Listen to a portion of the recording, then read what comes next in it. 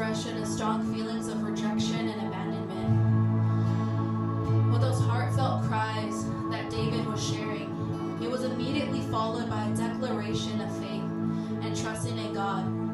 See, in Psalms 22, he started with the words, my God, why have you forsaken me? And in case you didn't know, Jesus also said those words on the cross. So many of us are feeling the same way today. We're looking at what happens around us, and sometimes it's even close and hitting home, and we say, my God, where are you? But David didn't just cry and stay in distress. No. His spirit rose up inside and boldly proclaimed like a lion, saying, but thou art holy.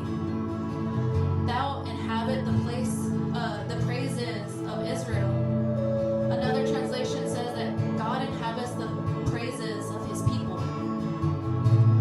And I heard this just the other day, that if God inhabits our praises, who inhabits our complaints? It's easier for us to take our situations and complain to a friend and just talk about it. It's a lot harder to take things to God because he requires us to leave it there at his feet. But in doing so, we are trusting God with the situations. Another translation has said, you are holy and you enthroned on the praises of Israel. The word enthroned here describes a circumstances of sitting, remaining, or dwelling somewhere. And we know and we can trust that God is still sitting on the throne. The situations of the earth doesn't move God. He's immovable. And we too should remain in his word and be steadfast and immovable also.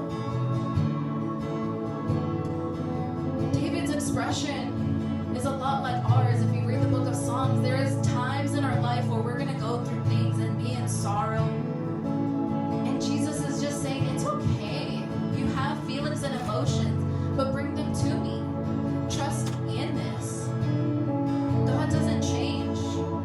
So no matter what was happening in the moment when he felt alone, and no matter what you yourself are seeing right now and when you feel alone, you can trust that God is still present in this place and he is still in control. God is on his throne.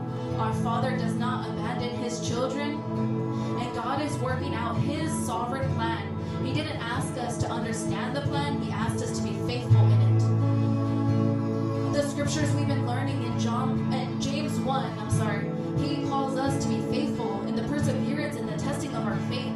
In Revelations 2, it calls us to do the same. So we're just coming to a moment of worship. If he inhabits